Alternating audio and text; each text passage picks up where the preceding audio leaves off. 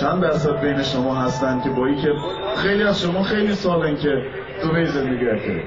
آیا بندری گوزاره یا تا نرفتن که؟ به افتخار هرمزگان، مینا، بندرعباس، لنگر و تمام توابکم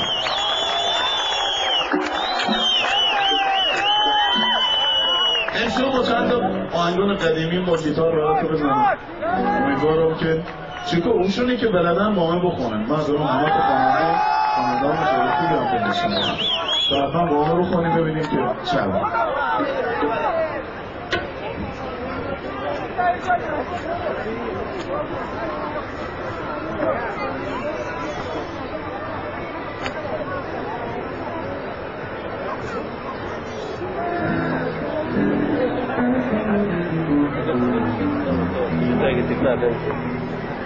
این همه دور کسی اگه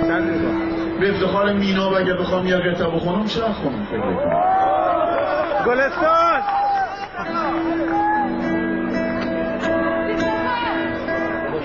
مینا گلستانه نخونم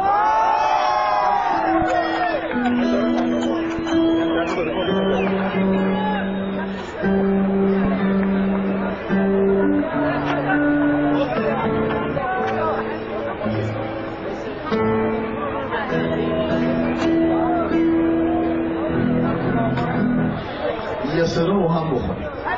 چون که بلد چند نفر بلدن این آبولستان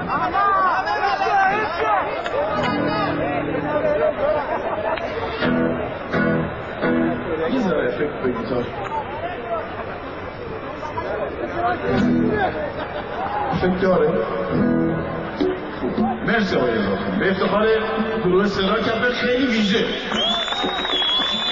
چون واقعا فرصت واسه ساندچک نداشتم بچه‌ها و این صدا رو در ظرف این تایم تنگه کرده فرستم مینا گلستان بستان می شکر مینا گلستان بستان مینا همون فصل گرم و شمس بستان مینا همون فصل گرم و شمس بستان مینا مینا